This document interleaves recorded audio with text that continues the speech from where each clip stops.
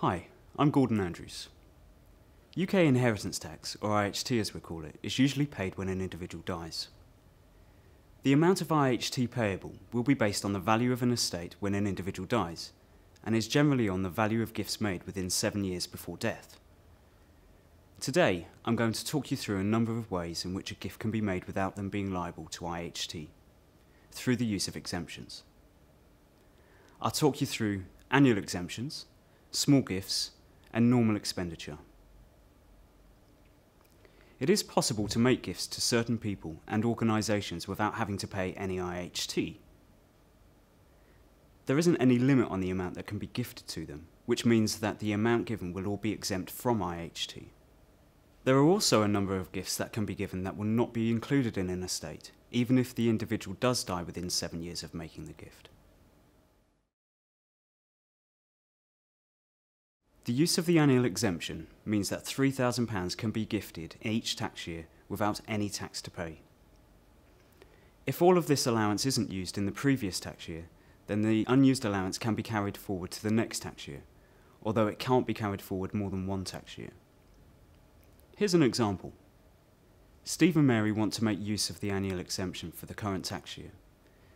They haven't made use of this exemption in any previous tax years. Steve can make a total gift of £6,000 in the current tax year, £3,000 to use the current year's allowance, and £3,000 which uses his allowance from the previous tax year. The same applies to Mary. In total, they can make a gift of £12,000 without it being subject to IHT.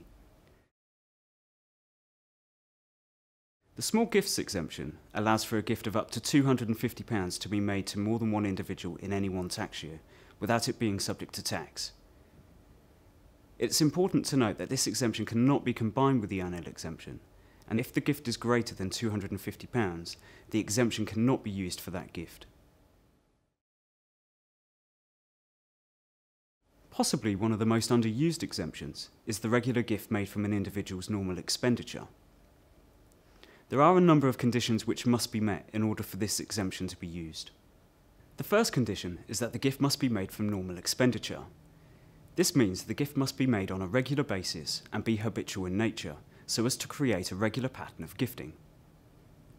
The value of each gift must also be comparable. The second condition is that the gift must be made from income.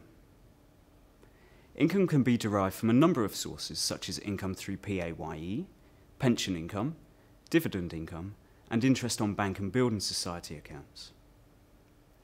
Over a period of time, income can take the form of capital if it's saved and accumulated, so it is therefore important to use income which is current. The third and final condition is that there must be sufficient income left after the gift to maintain the usual standard of living. This is possibly one of the more difficult conditions to meet and requires good record keeping by the person making the gift.